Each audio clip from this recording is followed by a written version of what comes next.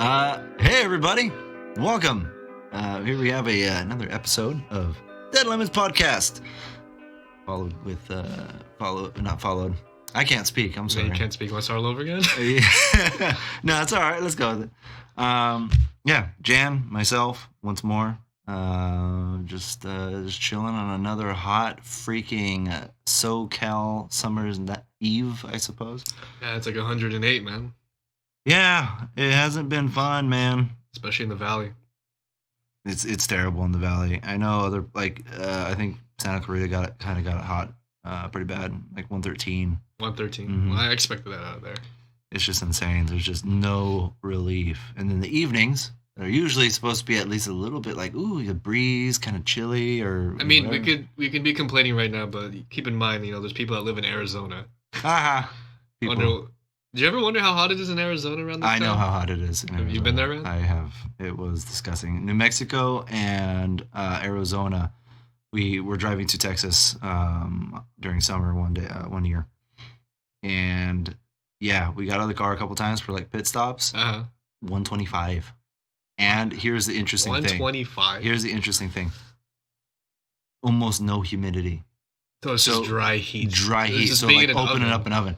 And here's the interesting thing though. Although the temperature itself really sucks when you see, holy crap, it's 125. I honestly have to say it wasn't nearly as miserable as when it's lower temperature, but way more humid.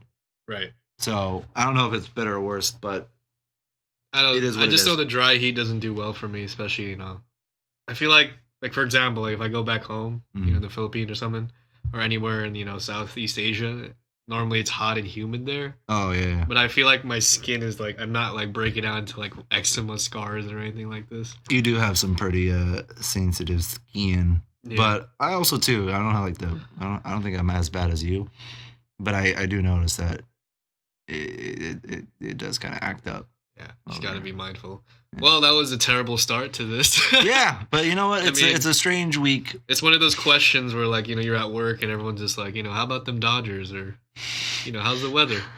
It's like one of those icebreaker questions. Yeah. Yeah, it's a weird week, I guess. Yeah. But hey, you know what? But on a good note. What?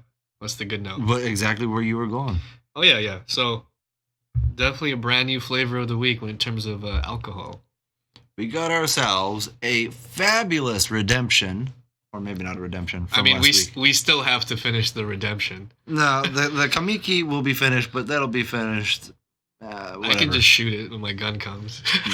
No, you never waste alcohol. Yeah. Anyways, this week's whiskey is another Japanese whiskey, of course, called Hatozaki, and that is from Akashi City, Hyogo. Wait, what? Akashi City, Hyogo Yonezawa family. Distillers since 1917. 1917? Yeah. And is their actual brand? Their first time they ever put out a bottle? I don't know. Nothing? I haven't. No, it's not the first time. It can be. So I've seen this bottle other places. Maybe it's not owned by one of the bigger companies. Or distilleries.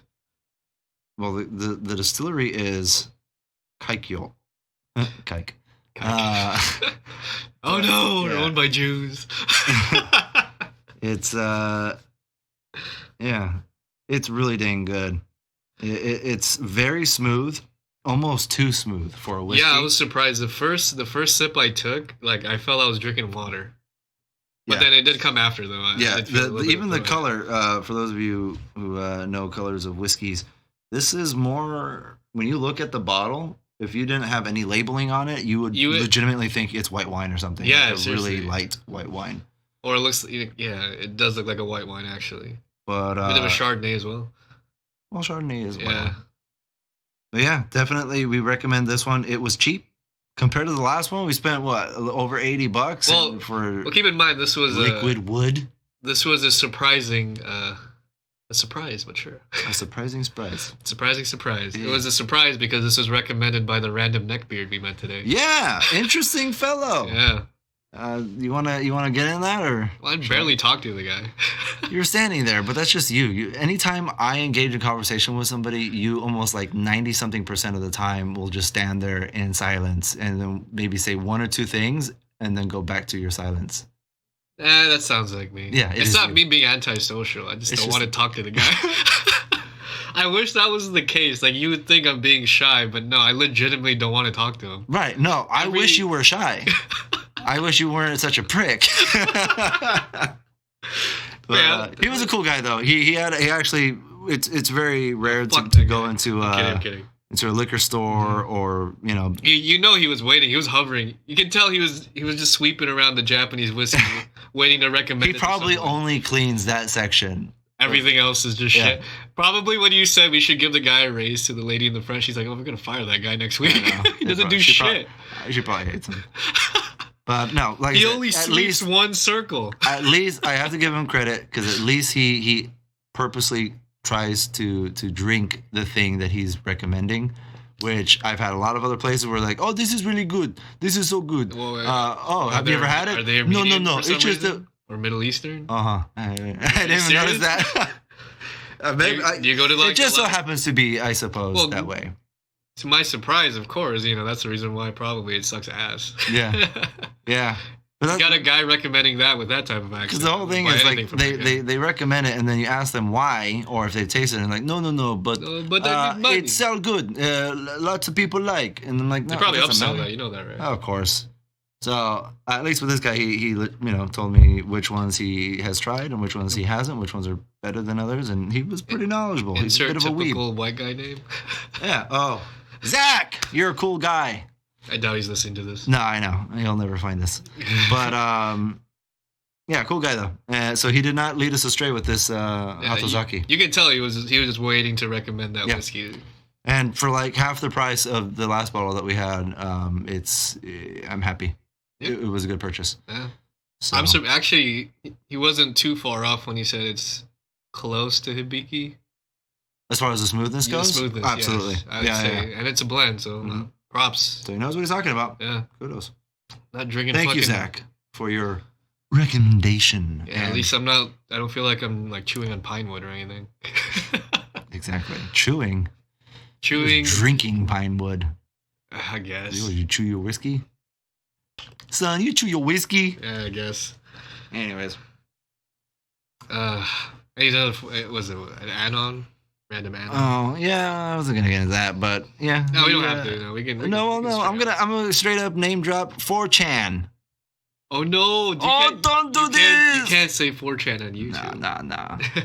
No. It was kind of funny. We spoke for a while about whiskeys, and then it went to a couple other topics. But then it ended up with him making a 4chan reference, and I was like, "Oh, this son of a gun is." Which side of 4chan do you? Well, there's only one side on 4chan. Just toxic. What am I even talking about? No. To be fair, 4chan has some really wholesome areas, like their crafts and their engineering and their mechanic boards and all that kind of stuff are actually pretty wholesome. It's just anything else that's not that. Well, I know you mentioned Pole. That's definitely not one of those places. Right. B, definitely not one of those places. No, B is... I'm actually really... So the one thing that did make me laugh, for those of you who don't understand the reference, sorry, get educated. But when I mentioned... Because he was like, send people to... What was it? RK9 or X. Send people to X. What is that? The X board. Well, it doesn't matter. If people know, they know.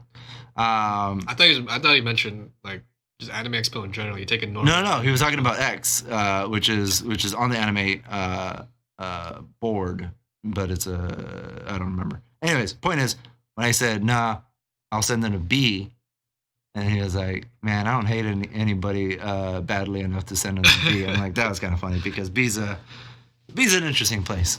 Is it just me or because I've been on B and I don't feel anything. Like, it doesn't offend me at all. Listen, again, you're a prick. You how do I say this? You're not a nice guy, right? I guess. You're kind of a douche and you're very self-centered. Not so much so that you never do anything nice ever. Mm. But you've always had this disconnect from what I would consider, and I think it's fair to say most people would consider to be the social norm of having a certain amount of sympathy or empathy for another human being. I do. Keep in mind the field that I work in. Or unless it's perfect for the field that I work in. Exactly. Help me. You're on your own, buddy. Yeah, I'm sorry. I have work to do. You're not a part of that work. Bye. I'm in a different department. I'm sorry. Even though it is funny, I don't know. Because, again, you're a bit weird. And out of all these years that I've known you, it's I try not to think too much about what's going on in your mind. You because overanalyze these things. I analyze everything. Okay. Anyways, so we have the Jan who has notoriously been just disconnected from the usual social empathy. Yeah, I would still say I'm still that way. From some of the stories that you told me from your clinical aspect of things, it seems like you actually go out of your way to do nice things for people. So it is intriguing. That's why I said you're not overboard. Because if you were overboard, we wouldn't be friends. But you are like at this weird limbo. I feel like people in the hospital are, they don't want to be there. Mm-hmm. And they're at a position in their life probably when they're at their lowest and they need help. Yeah. So that's why I sympathize with that. Any other normal prick in the real world, fuck them. I think that's... No reason to bitch. I suppose that's fitting. I mean, I guess I don't really mean that. I don't hate everyone. But I do feel it definitely disconnect from most things. Yeah. But, I don't understand. Here's the funny thing. I did have a conversation with a certain person. I won't say their name. Male or female? A male, unfortunately. Going off on a rant about 4chan and how everyone in 4chan's toxic. And, I came out and said, I'm on 4chan. I'm part of... Yeah. I wouldn't say I'm part of 4chan. You can't really be part of 4chan. You can. I look. I'm there. Yeah, you're a lurker. I'm present for a lot of the stuff that goes on. And I'll be honest with you, I'm like, well, there's a lot of bad, obviously. You can't deny that. Yeah. But there's a lot of good. And he was a bit offended that I defended, I guess, what he calls the trolls of 4chan. Was this someone from school or work or? We'll say school. Okay. But, he's always saying, that's the reason why Trump got elected, because all the trolls in 4chan just going after every normal person out there. I'm like, dude, where do you get your idea of 4chan? Have you actually been on 4chan? Have you... Well, see, that's the... Okay. Because I'm pretty sure his only exposure to 4chan is through, the news. Right, and who is this 4chan? Or from my personal experience, people who do go to 4chan, they go to the most notorious boards, which are going to be B, freaking RK9, and a poll maybe. Well, yeah, you don't go there. So they go there, and then then they'll think, oh yeah, I went to the site, and therefore I know it all. It's like, well, no, those boards, and again, I'm not going to try to break down 4chan because that's dumb. It's way too fucking long. But just for people to kind of have a general understanding, it's like the most offensive boards are essentially 4chan's frontline defense. So when newcomers come over there and they start looking around, when they call them normies, yeah, when they go over there and start looking around, usually they're going to be disgusted and offended or whatever by what they see there, and then they'll never want to go back to the website again. But in reality, though... Is it really that bad? Sometimes it can be. I mean... Especially B. B is just everything and anything at all times of the day. Yeah, I get that, but again... Maybe it's just me. Maybe. Well, no, because that's why I was trying to explain it, at least in layman terms, because if you actually spend time on 4chan, there are very wholesome and pleasant parts of it that where the community just is helpful and encouraging, and yeah, sure, you're gonna have your usual internet humor, but it's actually nice to be there. So that's why I think like I said, the most offensive boards are used as a frontline defense against the quote unquote normies. That's just my thing. I find it hilarious. Normies, get up on my strap. But he will not divide us. Isn't he coming up in a new movie? LaBeouf? Shia LaBeouf? LaBeouf? Yeah. I just saw a trailer. Is he still a cannibal? I don't know, probably. Yeah, he's coming up. I forgot what the movie was called. Wait, is it that new Amazon thing that you saw? Because I think he had a new Amazon show that came out, which is hilarious because I sort of was a movie. He's like isn't it weird that dealer guy kind of law enforcement dude? Isn't it weird that his recent roles have pretty much have him involved as an older gentleman with a child? But then I still see him as the Even Stevens guy. Like, he's never aged to me. I don't know why. Even with the beard, he still looks like a 16-year-old to me. He's just... Beef doesn't age, man. I guess he doesn't age, yeah. I mean, I guess his ideologies seem to age not very well with him. Nope. It's another rich liberal, am I saying? I can't believe that there are people actually living and breathing out there in the world right now who look up to Shia LaBeouf.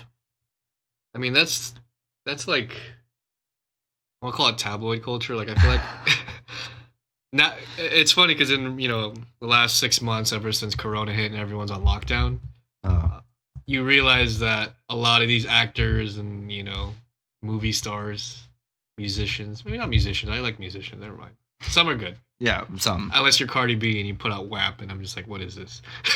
Yeah. No, but you realize that a lot of people of this I would say industry are non-essential, and they're just posting just nonsense on Twitter because no one's giving them attention anymore. Or I mean, I'm pretty sure they're still getting attention. Yeah. But you realize how non-essential they are. You make fiction. Yeah. Nothing you do is rooted in reality. Mm-hmm. But that's just me being a hater. Just for your personal notes, I suppose, that movie, it's called The Tax Collector. It's coming out in 2020, so this year. He's Jewish, is he? Perfect role in the movie. I don't know, man. All I know is that he's like, because from what I saw, he's trying to play like a hard ass, like almost gangster type. You can't see this audience, but I'm rubbing my hands together. Oh, the good old palm. Oh, ooh, we'll have some. A little bit of ASMR. ASMR. Money, shekels, shekels and money. Give me all your shekels. Give me your power. Yeah, I just assuming he's Jewish. I don't know, man. Honestly, he doesn't look that Jewish to me. He has curly hair. I mean, I got curly hair. Oh, you got a man naturally. Bun. No, I don't have a man bun. Technically, it's a man tail. Okay, right now. That's because I don't want to wear my hat. The Jerry curl type hairs I'm talking about. I want my mod. Anyways, addict. You're an addict. Anyways, since we're talking about 4chan, you do remember the bike lock incident? Yeah, good old bike lock, Berkeley. Wow. Doesn't it baffle you that the place in California, if anything, maybe not international, but at least nationally renowned, university, has these type of people? Like it goes to show you. It used to surprise me. It doesn't much anymore. It does for me because as an Asian American, like for example, talking to my classmates back in high school, it's like, oh, I gotta get into Berkeley. It's like one of the hardest schools to get into. Yeah. And which is a whole nother topic itself, because obviously they raised the test scores for Asian Americans, which is fucked up. Yeah, kind of racist. But it's not racist because they're not. You can't be racist to any other color except black. Yep. But yeah, it's just baffling that guy happens to be a Berkeley professor. You remember that? Yeah. I don't know. You want to fill people in on if they don't quite remember or understand? Yeah. Go for it. I mean, Berkeley professor, known as the Bike Lock Bandit, decides to attack. This is where it's a little bit hazy for me. Was it Proud Boys? You're crap. Okay. No. He was not known for anything. He was just a professor. He was. That's exactly what I'm saying. He's a professor. But then, you it was all about your timing, and the structure and the placement. Okay. Because first off, nobody knew anything about this professor until way later. Basically, gist of it is, riots in Berkeley break out. Freaking, you got it was the Ben Shapiro stuff, right? That's what sparked it. Yeah. And that I remember. You got two groups kind of standing off with each other, and one starts being aggressive with the other, and the other decides to fight back. That's what I'm trying to get from. Like, well, was that group initially there? Were they just students that just go into a lecture? Were they the freaking Proud Boys? No, that's what I don't know about. The Proud Boys. There's a lot of rumors that go around. It was a huge, massive group. You had a mix of regular people just protesting, and you had another group of people. Nobody was going to class. Everybody was there to protest, and then the riots broke out, or the fights broke out, or whatever you want to call them. Yeah, that's why I asked, because I'm not. Yeah. It's not clear to me. So yeah, during many different things that happened that day, there's footage somebody just basically trying to make peace or talk to the other side, to nothing aggressive, not being a jerk or whatever, and then some wiener dressed in all black, the usual Antifa apparel. Well, no, was this before Antifa was called Antifa? No, or was Antifa was around before that. Anti-fascist. And anyways, yeah, this guy jumps out from the crowd with a one of those bike locks, pretty hefty metal things, and bashed this guy who was just talking calmly over the head with it. And he got messed up real bad. There were multiple other people as well that basically 4chan decided, hey, we're gonna hunt these people down and expose them, because everybody's wearing a mask, especially on Antifa side. So yeah, long story short, I guess specifically Poll looked into it, did a whole bunch of amazing fabulous investigative work, and they found out that the person who smashed that guy over the head with the bike lock was indeed a Berkeley professor, which is shocking. Yeah. And now, do you remember what was his field of study? That I don't. That I don't remember. Gender studies, probably. Probably, I wouldn't be surprised.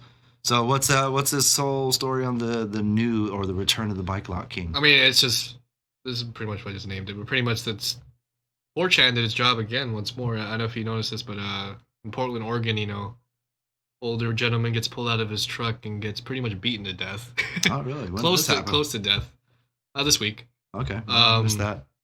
But this man is under investigation through 4chan's. I don't know which board it is. It's very general. If it's about unmasking and unveiling and identifying, it's probably Poll. You think so? I was RK9 does some stuff, but usually it's so Poll. Pretty much through the very hazy, CCTV type quality video that was posted, they were able to identify the assailant. Nice. And now the guy's being charged for assault. Assault or battery? Assault. Probably both.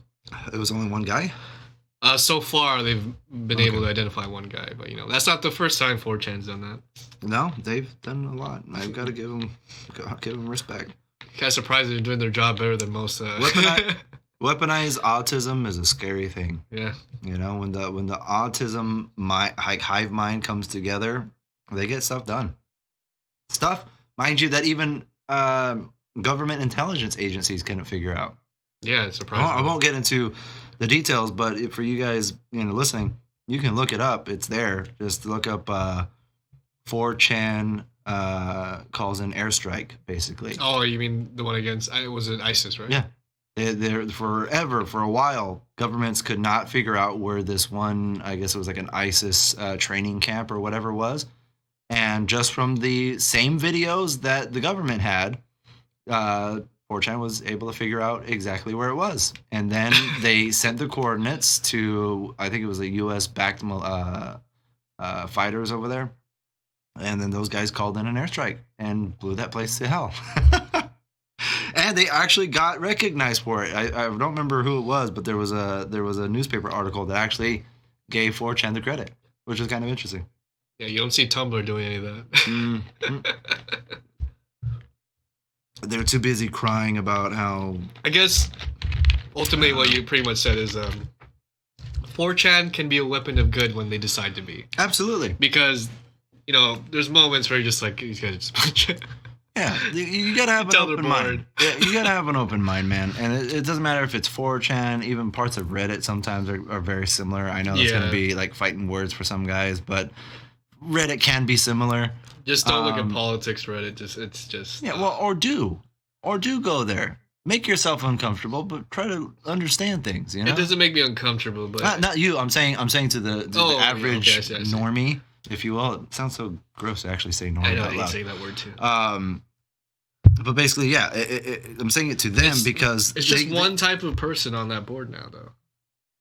No, I feel like no. The majority. No, the majority. No. They did get the Donald taken down. Who did? Huh? Who did? On Reddit. Oh, you're talking about Reddit. I'm sorry. I thought you were talking about 4chan. So no. Gotcha. I love that guy. What are you talking about?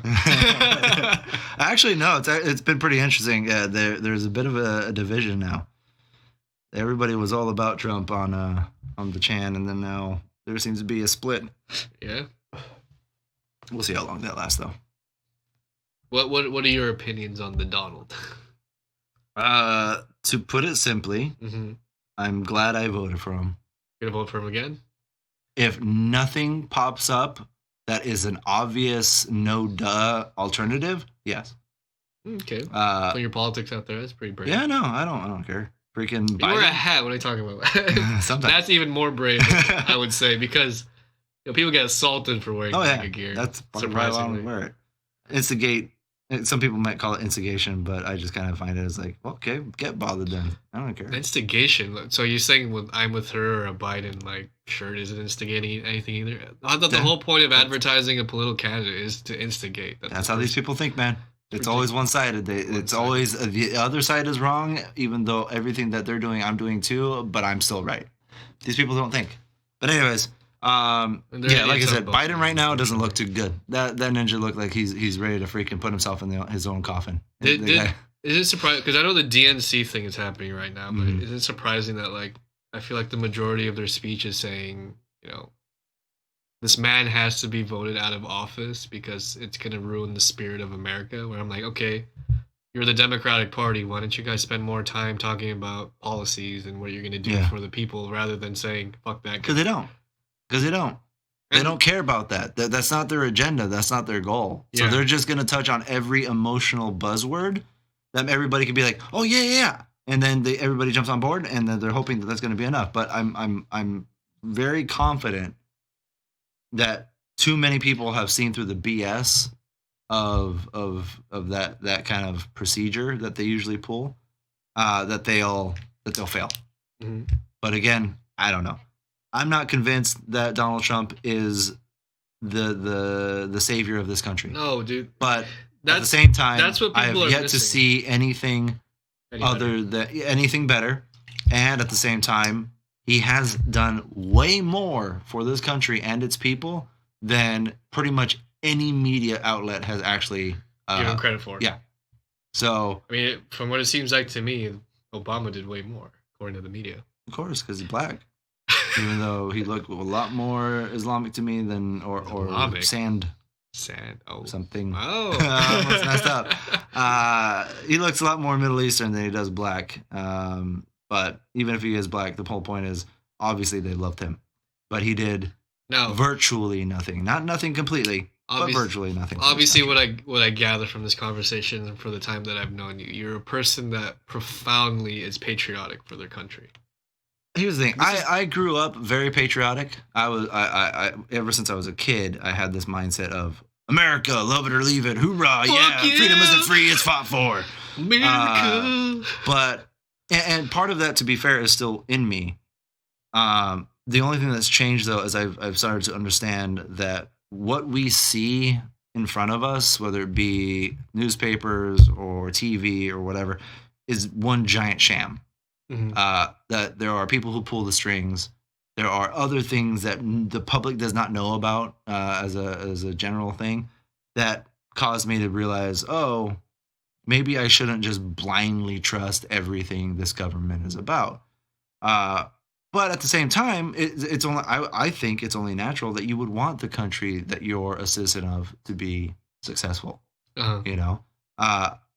It kind of brings me to a thing that's always kind of bothered me the last few years is this sudden shift to make nationalists or nationalism a bad thing. When in reality, nationalism is necessary to have a working community of citizens in your country. Mm-hmm. Because they want to say that nationalism is being a Nazi. In the way that Nazi Germany kind of worked, but it's not. Nationalism is patriotism. Being a patriot of your country is good, and especially if you're a patriot of the U.S. Because again, going back to the the U.S. is a melting pot since day one. Day one. Okay, so it's not if you're. Some people want to maybe not day one. Exactly. Depends who else was on Columbus. I mean, it was a melting pot, but probably a lot of those people are probably getting murdered on the other end. Sometimes when you melt the pot, you have things that die and things that are the pot, and it stays strong. I guess you gotta skim the meat, I guess. But But yeah, so basically, it's important to me. Patriotism is important. Blind patriotism is dangerous. Which what would you consider blind? Where I was back then. This whole thing of no, oh, you have an idea that's not consistent with what I heard on the news. You're a conspiracy theorist. Blah blah blah. Go away. Go kill yourself. Or anything of the sort. Really, just blind patriotism is somebody who just sees my country, good country, no bad in this country. That's blind patriotism. You have to have some sort of understanding that, oh, wait a minute. Corruption is in every country and every level. It just looks different depending where you're at. Right.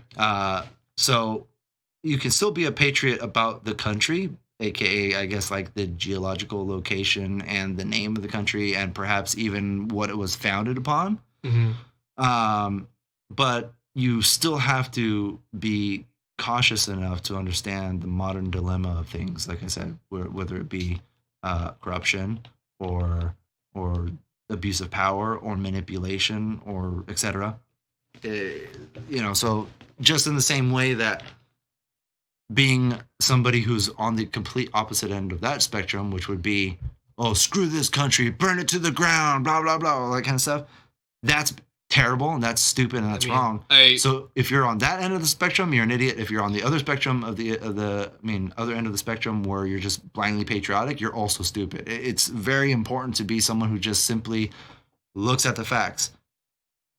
And again, being a patriot of the country that you are a citizen of, that's important. I've seen that other side too, because I think I mentioned to you probably earlier of last year, I think, or this year. I did remember going in class and there was a guy standing in one of those cargo boxes and just spewing out like, this country is oppressing you. You guys are all slaves. You guys need to fight and break your shackles. It was very general. I'm like, well, who are you pointing this towards? Exactly. Because, for me personally, maybe other people don't feel the same way, but like I'm an immigrant pretty much, my family was poor when they first came here. And I don't think any other country would give the same opportunity that my family was able to obtain. Yep. In probably any other place. Was it easy? No, it wasn't easy. You got to work for it. Exactly. And that's a whole other thing. People just want the easy way out of everything, man.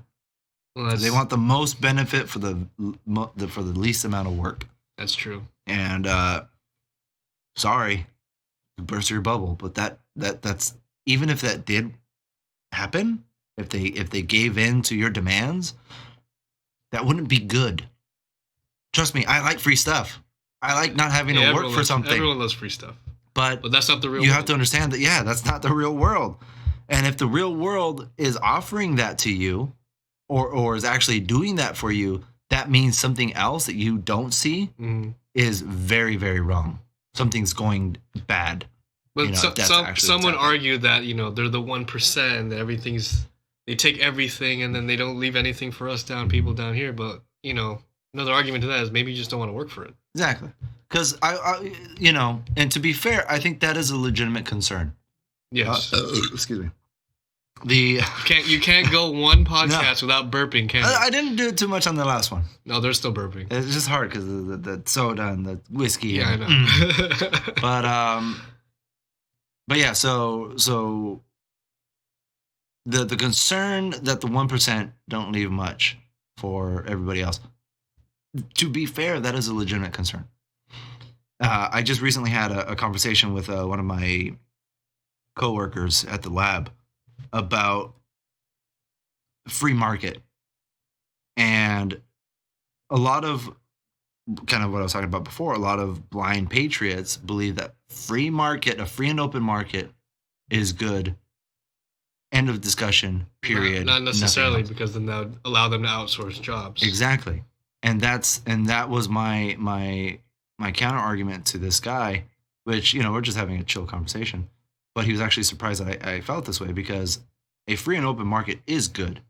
It was good when it was written down on paper back when the whole foundation of this country was put together. Uh-huh. The issue, though, is that human nature will always seek its own benefit. And when that happens, you start to find loopholes. You start to find ways to defeat the system and get as much profit and as much benefit for yourself as possible. Mm-hmm. Hence the whole monopoly thing. And some people legitimately believe that the free and open market should be left alone, and the government should not come in and tell a company what they can and cannot do at all. Well, if that's the case, then, back to what we talked about last week with the whole big pharma thing. Mm-hmm. If you leave an open, like an open market, such as they can name any price they want in medication, life-saving medication, opposed to, you look at a different country and realize that, actual people need this medication. So you have to keep it as low as possible. Mm-hmm. Not to the point where you don't make any profit. Of course. You got to keep in mind that people can't afford it. Mm-hmm.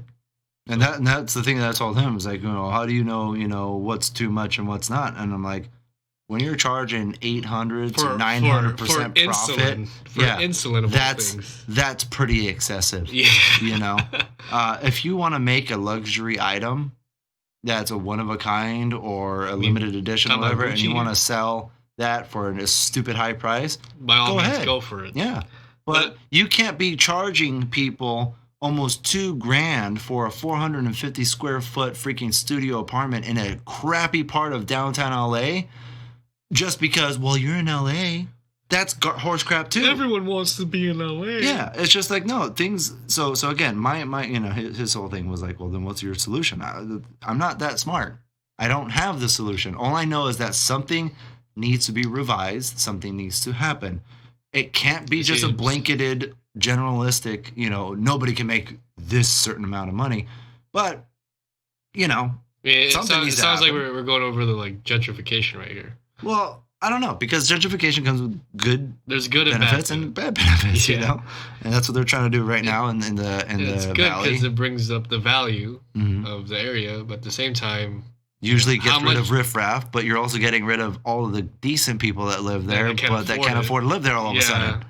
And that's the whole thing. It's a team. If you were, especially for people who were born or grew up for many, many, many, many years in a certain city. That type of scenario should never happen. You should never have a situation where all of a sudden people came here, they established their lives, and then all of a sudden, what? Freaking rent or whatever is going up by 600%. I guess I can't live here anymore. That's insane. That's why a lot of people in California are leaving at this point. You have the cost of living going up through the freaking roof, and yet their income is staying stagnant. Yeah. That's not cool. It doesn't go up with inflation. No. It's surprising. And the funny thing is, it's like, okay, here's what I'm going to say. What's the appeal of California people? Why do you guys all want to move here? I get the weather. I get the weather. Sometimes. The weather's not even as good as it used to be. It's just too many people here. I guess. Too much body heat. You have too many people that come here Anime Expo. For under the illusion that LA is this just star-studded mecca of celebrities and opportunity, and it's not. I freaking, when I was doing Uber, just one person after the next, not from here, moved here for freaking acting or to become a musician or whatever bullcrap, and they've been here forever, and nothing has ever worked out for them. It's not. I'm not here to say that you shouldn't do that stuff. They end up being that annoying barista that you have a problem with. Usually. Because they always hate their lives. Yeah. I don't have a problem with people trying to pursue their dreams, though I don't think that's always the best route to go. I mean, okay, here's the thing. Believe it or not, you're one of the rare people that can say that you were born here. Yeah, Ninja. Because I'm not born from here. Yeah. Screw you, get out of my town. No. I actually contribute, so screw off. Contribute, Mike. Okay, you don't have to say that over the mic. I didn't say anything. I don't even know if it picked it up. It did. I saw the spike. Did it spike? Oh, God damn it. Anyways. Segue. Yeah, you're one of probably the few people that actually have probably been born in Cal. It's becoming more and more rare. Because everyone I've spoken to that seems to love California for some weird reason. And don't get me wrong, it's a great place. I just realized we're shaking the table too much, I think. Yeah, I know. Don't get me wrong, it's a great place, but the majority of them are not from here. Yeah. Well, I don't know, because you would actually have to do an all-inclusive study to see if it's the majority. I will say it definitely seems to be a growing I did say personal opinion. Oh, okay. Or personal experience. Yeah, because I'm not sure, but it does seem that way. Because again, doing Uber, it was like a rarity to ask somebody if they were from here. No. And then for them, it's always a no. Or they say yes, but then you're like, but then they follow it up with it. I've only been here for like 4 years, but I think I'm a California. No, you're not. No, you're not. Get the hell out of here. You don't understand anything. But yeah, it's an ecosystem that's very unique. LA is a wonderful place in some aspects. I would have to say I blame Hollywood for the appeal. You know, giving the chance. I guess a lot of people really want to be rich movie stars. Yeah. And I'm hoping the current landscape has changed that, because you realize they're really not that important. No. They're just narcissists. All they care about is themselves. A lot of stuff is coming to light, and I think that'll help with hopefully bursting the Hollywood bubble. Because you got all this, child abuse type stuff going on, or just sexual abuse. Sexual abuse and stuff in general. I almost went Sean Connery here. Sexual abuse and stuff in general. That stuff keeps coming to light. And it's also coming to light that China has basically bought out Hollywood. That's a fairly recent thing. Same thing with the NBA and a lot of these sports organizations. And so I'm hoping, because right now the only good thing that's coming out of this stupid pandemic garbage with the COVID is that people have a lot of time on their hands. And it has been shown already that people are looking up these more controversial type things for themselves. I'm glad for that. Yeah. So I wouldn't be surprised if right now during this whole COVID people are looking these things up and coming to terms with the reality that is what you thought you knew is all BS. Hollywood is a giant sham and freaking wretched hellhole of just terrible things that after we recover, I don't know how long it's going to take, but after we recover from it, people may hopefully can see what's going on. Yeah, and stop just blindly giving them their money. You know, there's a part of me that doubts it, because we are American and we're just people, and we like our comfort, we like our shows, we like our entertainment. I'll say this: do you feel like you're the odd one out? Because usually, for me personally, besides you, because we always talk about this serious stuff. Yeah. A lot of close friends of mine that I'm close to, they're great people to be around, but I feel like as soon as I hit topics like these, it usually gets lost in translation. Yeah. Mainly. Yeah. And it's either the fact that they're not too educated in what I'm talking about, or in too much denial that they don't want to see the real world, and they choose to pretty much live in ignorant bliss. Yeah. Like it's like the whole if you remember watching the first Matrix, it's like the guy eating that piece of meat, say, I know this is fake and it's just coding that's making me feel this, but isn't ignorance just bliss? It is. It drives me nuts sometimes, because all I want to do, and I feel like the crazy conspiracy Alex Jones type at this point, and I know I'm not. You're definitely far from it. I'm far from it, but you can't say that. You can only take that from the third person. Frog's gay.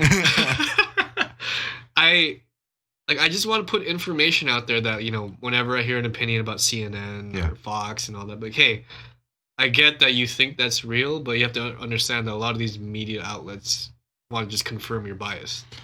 Just, you got to look at the issue it comes in a lot of forms. And it's frustrating. Because part of the issue is your upbringing.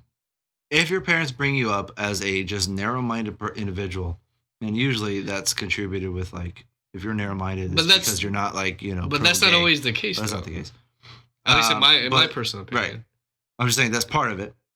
The other part is media. People who are, especially as the days continue and the years progress, the internet, media is more and more in front of your face, even when you don't even want it. It's just there. That's not an accident. That's on purpose. Right.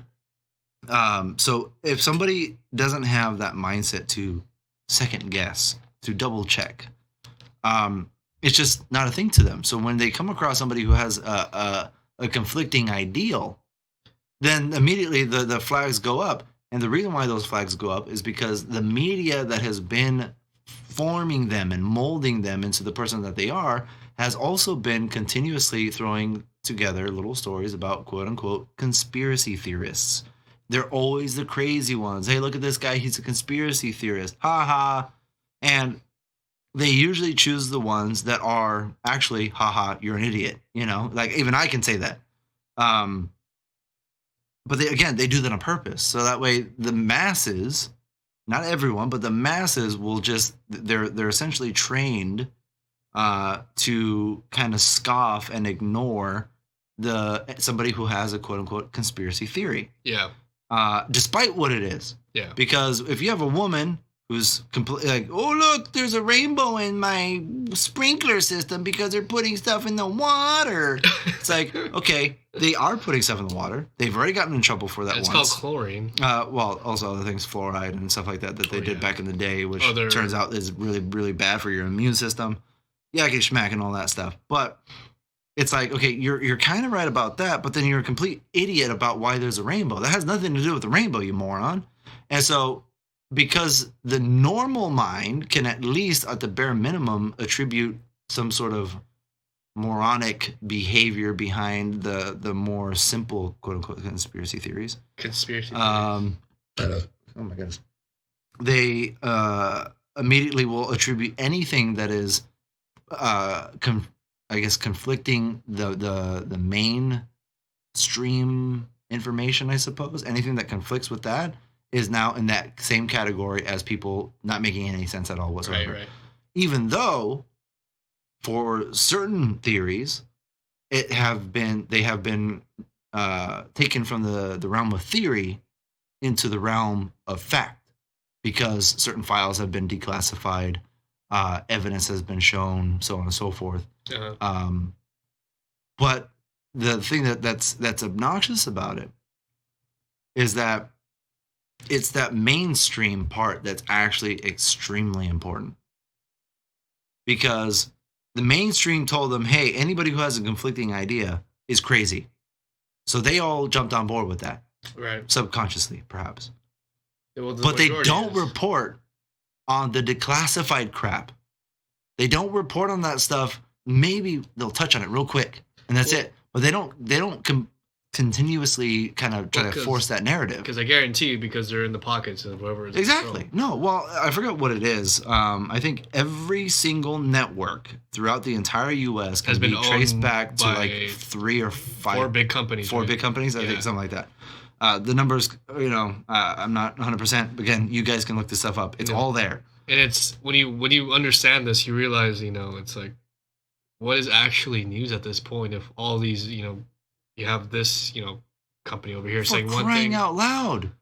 For crying out loud, during the 1991 Desert Storm freaking thing, CNN was caught faking a missile attack or whatever, an airstrike, in the Middle East in front of a blue screen. Okay? I do recall that one. There is footage. It's not doctored. It's not doctored. It's not messed with. There's the information is out there. Okay, I feel like freaking X-Files. Yeah, X-Files. Okay? the truth is out there. Okay, but it's true though. The only unfortunate part for these layman citizens is that it requires a little bit of work. It requires some digging. Yeah, it requires most people aren't like that though. And exactly. I'll say this. With what we've talked about, I've actually convinced, a couple of my close friends. Yeah, I remember you telling me. Yeah. Mm-hmm. So I'm glad that there are open-minded people out there that if you just give them the opportunity, give them the information, hey, what you think is going on may not be necessarily 100% true. So why don't you do the research yourself? Just trace where that information is coming from. Like, back to what we were talking about.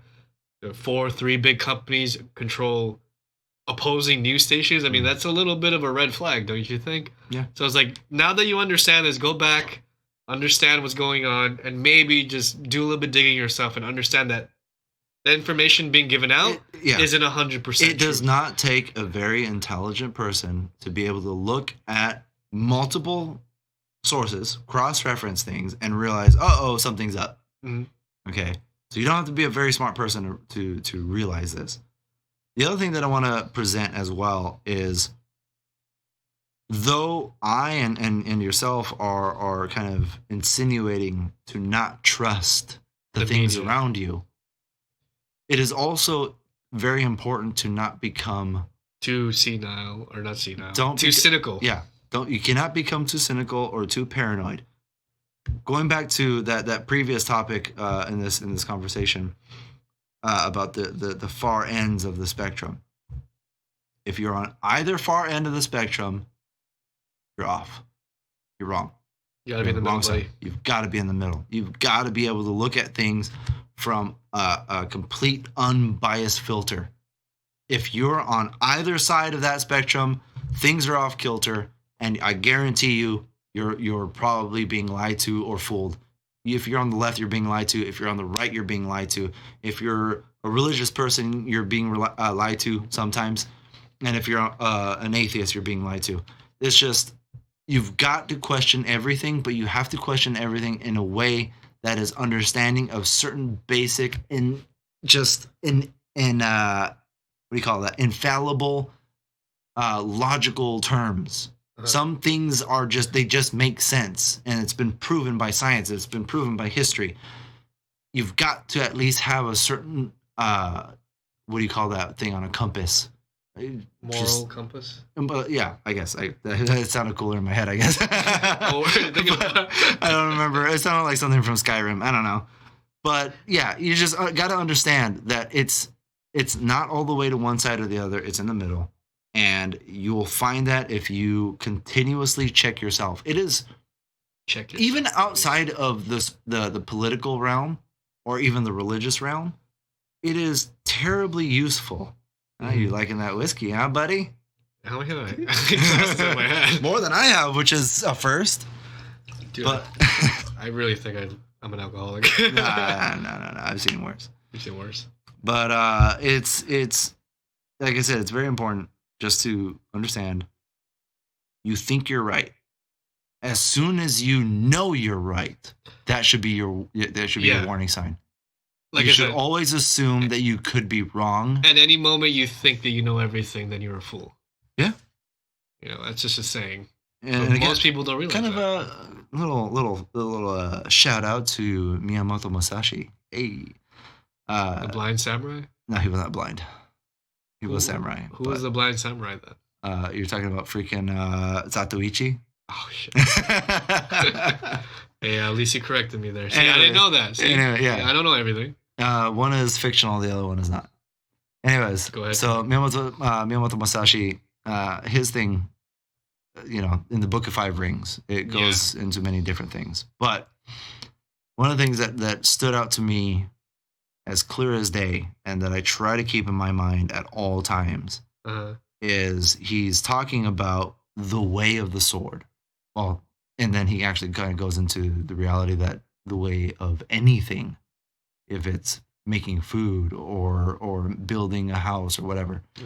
But because he's samurai, he kind of focuses on the way of the sword. So he starts talking about how it's important to know the truth, the true way. And he brings up an example of a person who goes into battle, and in his mind, his truth, quote unquote, is strength. Strength will give me victory. But if you only train with the idea that strength will bring you victory, you will lose, and you're wrong. And then he brings up the other example, which is speed. That if somebody comes into a battle with speed as their saving victory, speed is everything, then you will lose and you're wrong. It is neither end. It is neither it's not only strength, and it is not only speed. It is in the middle, where you understand that speed is just as important as strength as just as important as speed, but in its own time, at its own place. So pretty much what he's saying is you have to draw experience and knowledge from every aspect. Everything. Even though you deny it. Some situations will take strength. Other situations will take speed. Mm-hmm. Some situations will take a mix of speed and strength. And, that's why it's important whether it be political stuff, scientific stuff, religious stuff, anything. It is important to understand that there is a time and a place for a harsh and almost virtually irrational belief in something. But most of the time, it's a mix of the two.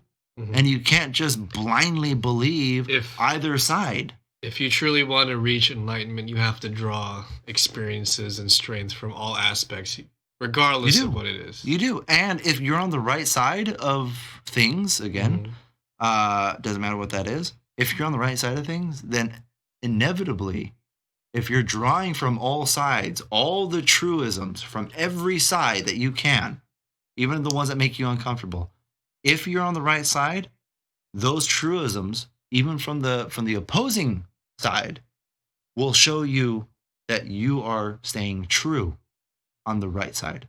Right. But you can only do that when you're in that position of unbiasedness. That's very difficult because everyone is very rigid. Very rigid. Even myself. Even though I try to keep that in my mind at all times, there are times where I have to admit, I'm kind of being biased right now. Yeah.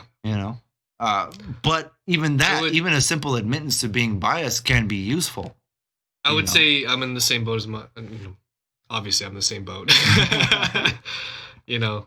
I feel like I'm very biased towards things, but I always try to remind myself that, we'll look at it from their eyes and see if there's any truth to that. And I try not to be too judgmental. Yeah. But in, this day and age, it is becoming very difficult. Very difficult. Because information travels faster than it ever has at any time. Any point in history at this point.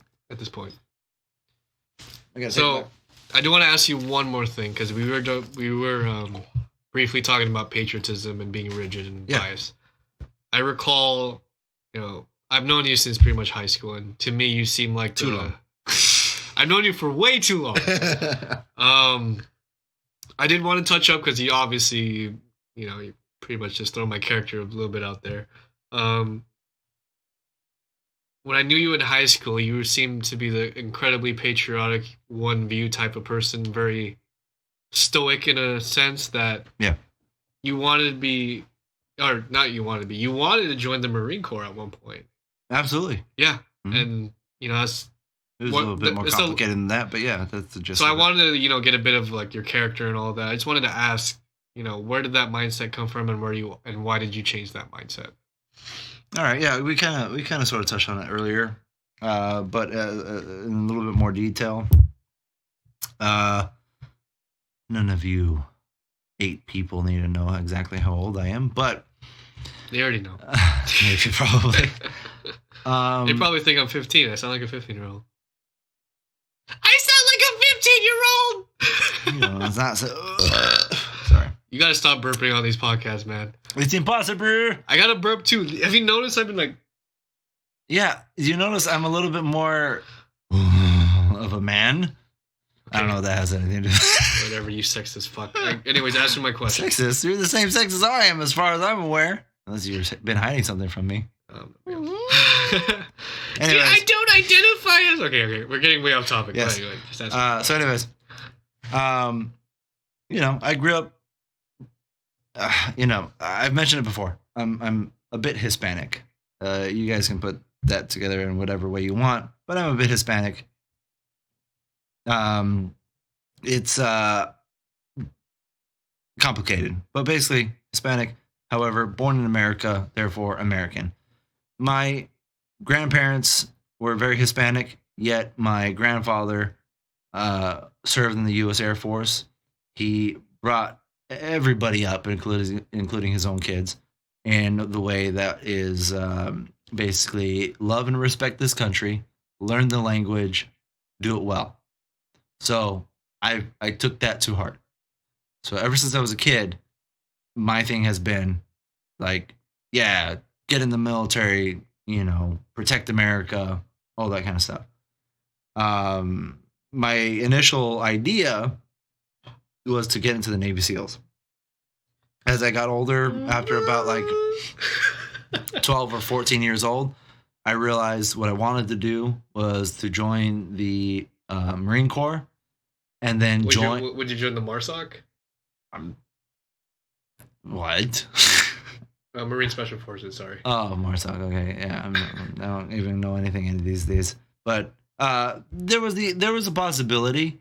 My initial kind of way of doing it was going to be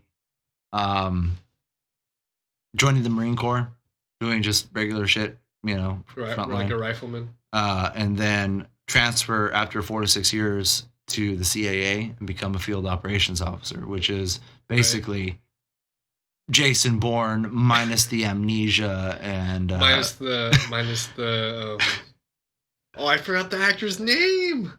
Matt Damon. Yeah. Minus the Damon. Yeah, minus that whole part. But his position is actually a field operations officer. So for those of you who don't know, you might be interested. That's what that is.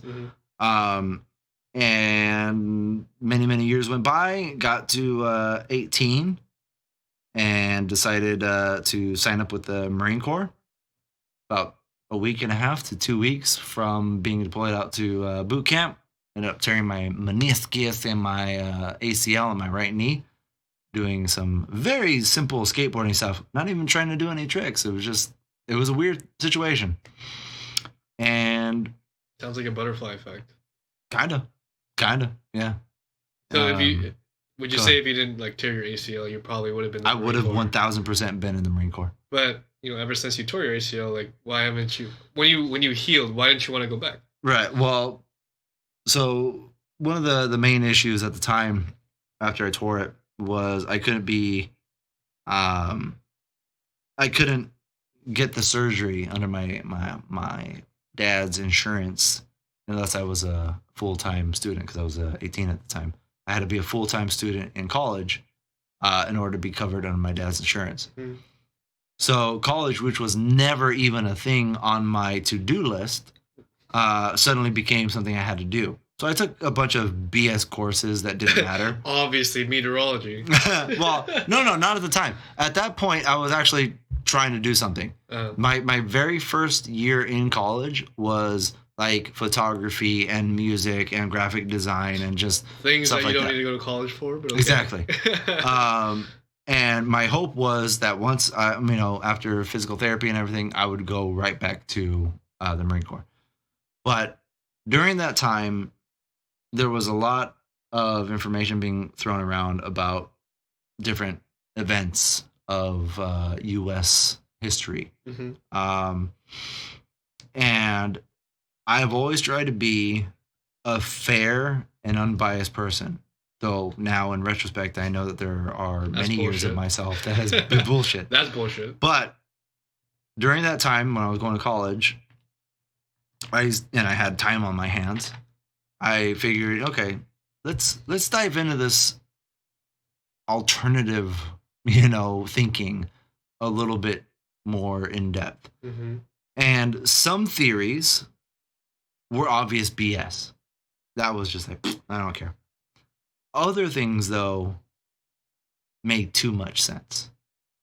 Sense that I wanted to reject over and over and over again, yet science and common sense and logic and reasoning and historical evidence and so on and so forth showed no, this is what happened. Mm-hmm. And it went against everything I wanted to believe about the country, about the world, about government, about loyalty, about everything. Mm-hmm. And I just realized after some many hours looking at this stuff, I was like, okay, I can comfortably say that this portion of conflicting theories is garbage, should never be even considered. But this little thing right here, this little sliver, cannot be refuted. Mm-hmm. By professionals, by experts, by scientists, by doctors, by whatever the scenario was. There were actual things there that were in place that made it obvious. And you would have to be a complete and utter imbecile to negate, So yeah. You're pretty much enlightening the fact that you just want to be another I was not comfortable with after coming to this understanding, to this revelation, if you will. I was not comfortable with serving powers that be for their alternative motives that don't necessarily. When the U.S. goes out to war, it's for things that sound good and grandiose. Hey, protect your homeland, protect your loved ones, blah blah blah. But our homeland was never in danger. Probably prior to just 9/11. It's been a decade since then. Yeah, it's crazy. No, don't say that. It makes me feel old. Yeah, dude. But sorry. Go ahead. Yeah. No, I was just gonna say that thing that they speak to is all the emotional trigger words. Any war really. Right. And my thing was just like, I feel uncomfortable about that because when I was younger, I wanted to do what was right. I wanted to be justice, But then when I realized the reality behind the curtain, I couldn't convince myself that was the right thing. I can't be a gun for hire to just do your stupid bullcrap that doesn't benefit me. We're just cannon fodder.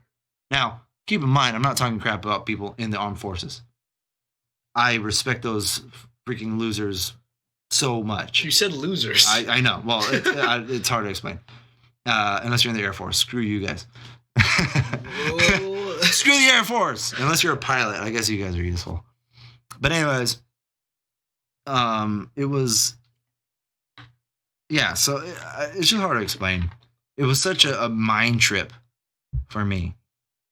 But the reality is, if people are in the armed forces at all right now, I'm assuming they're doing it because they don't know better, or they need pre-college, or that too, perhaps. That was my for me. My patriotism and my militaristic interests still are there, but basically, what it's been for the last few years is simply, if crap hits the fan on our soil, I'll be out there on the front lines. Oh, just like myself as well. Yeah, because at that point I can justify it. Because even if there is an alternative motive or some kind of bogus agenda, I can still justifiably say I'm still trying to protect my state or my city or my. I'm not crying. I'm having an issue with this whiskey and this ginger ale. He drank too much. Jeez. But yeah, it's so close to home that I can still justify it, even if I am being used. But if I'm going overseas to someone else's home turf, you wouldn't. That doesn't fly. No. No, believe it or not, I believe I had this story with you before, but my mom convinced me of not joining the Marine Corps. Mm-hmm. When I was 18 years old and coming out of high school, I didn't want to go to college. I didn't want to get myself in debt. I, at one point, wanted to serve in Desert Storm, or not Desert Storm, but Iraqi freedom campaign, Iraqi freedom. But I'm in the same boat as well as saying that now that you kind of understand, or you actually look into what's going on in the backdrop of what goes on with politics and people in power, it makes you wonder, like, what am I doing? Am I really benefiting my own country, or am I just protecting some random Afghani drug dealer's poppy field so they can put out more heroin to the populace? Or if that's even the thing. There's so many layers to it. It's hard to tell what is the agenda, what's the goal, what is the secret. It makes you wonder. Yeah. Like, it's important to be skeptical. Of course. But it's equally important to not give into being a skeptic. You know what I mean? Like, you can't only be a skeptic. You can't be too skeptical because you just sound like a crazy person at this point. Unfortunately, life's not simple, but it's also not as terrifying as you think, if that makes any sense. Right. Life is beautiful, no matter where you're at. But you can find that enlightenment once you understand what's actually happening in the world. It's not, and keep in mind too, it's not specific to the U.S. It's not just the U.S. or Russia or China. Mm-hmm. Wherever you're at, it is important to look at the facts. Because no one can escape the reality of human nature. That's ultimately what it comes down to for me, at least. Human nature is they want control, they want power, Selfish. And, yeah, exactly. A little bit of a bummer episode, I guess it kind of ended on. No, but it's not a bummer episode. Every once in a while, it's good to touch up on realistic and pragmatic views. And that's the whole thing. I think it's important. That's kind of unfortunate why I like these conversations with your dumbass. Is you keep calling me a dumbass? No, and then you keep calling me a woman. So you shut up. But you're a woman because you bitch. No. It's if your friends. I'm not going to try to be like, oh, my friend's better than your friend, because he's not. He's a piece of crap. He's screwed me over many times. Okay. Oh, but, yeah, no, I'm proud of that, by the way. No, fuck you. Anyways. I'm not proud of it, but, just shut up. Let me finish my point. Okay, go. If you cannot have a stupid, retarded, happy, fun time conversation with your friend and then suddenly go into deep political or religious or whatever conversation. Pragmatic. Yeah. World-ending. Then you've got the wrong friend. You've got to have a friend who challenges ideals, who challenges the norm, who challenges the mainstream. Because, yes, it is very important, especially to me, to have kind of like a casual. Well, I was going to say like a casual kind of like carefree lifestyle to carry on in this crazy world. It's also important to have a mindset that is aware of the actual important stuff. That it's so invaluable to be aware of what's happening. Mm-hmm. So, with that, we don't want to be bummers, but we want to talk about what's actually like important to us. Matt, why are you explaining yourself? I'm just saying. You keep calling yourself a bummer, but I guarantee. I'm saying this is the reality check that people need. Here's why though. Here's why I say it, because it's not the norm. It's not. It's not the norm to have these conversations. Right. That's why I feel like it may come across as a bummer. I don't think it's a bummer. I think these conversations are great. I think they're important. I think they're necessary. My words got weird. Necessary. I think they're necessary. So I don't think there's anything wrong with it. I'm just saying I think possibly to people, who aren't used to it, it might be a bummer. Mm-hmm. But it shouldn't be. Let's try to make these things the norm, even if you are people that don't agree. Exactly. Well, this isn't the actual episode that I was intending, but I felt like it was a very important episode to have. Yes. Because there were things divulged on both ends that are very important about our character. And I hope a lot of people listening to our Office podcast right now. Yes. That you can, if you have something in your head and you need to divulge it, and you have a friend that's very, has a one-minded way of thinking of things, it's just good to have these type of conversations. Like Matt was saying, this is a bit of a bummer episode, but I would disagree it's a bummer episode. It's an episode to be had. Yeah. Because every once in a while, it's fun to have just nonsense conversations and fun times with your friend, but you got to keep in mind that there are, powers to be and things happening in this world. There are actual important things happening in life. Yes. Believe it or not. Yes. And to have a friend to look between, this side and that side and realize, I got to have a middle ground and see the bullshit for what it is. It's very important to have that, conversation. It's almost having that, like, have you worn a condom yet? Conversation with your child. I've avoided that conversation all my life. But yeah, I agree. Well, anyways, thank you for listening. Yeah, thanks everybody. This isn't the conversation that was intended. No, we legitimately had a few points. I told Jan, okay, read those points to me and let's try to guide our conversation. Nope, it's just not us. I was expecting to have more of a wholesome conversation, but as soon as I hit one topic, it just, It vanished. Yep. But you know what? Thank you for listening. This is a conversation between two friends, keeping it real, keeping it pragmatic. Absolutely. Remember, try Hatozaki whiskey. It's actually pretty damn good for the price. Back to our advertisement plug. Absolutely. Please sponsor us. Thank you. Have a wonderful night, everybody. Anyways, but he didn't say it, but thank you for listening, and Like and subscribe. Like and subscribe. I keep forgetting to say that. Both of us keep forgetting to say that, to be fair. Well, you mainly, but... Stay frosty, Space Cowboy. Have a good night. Stay safe.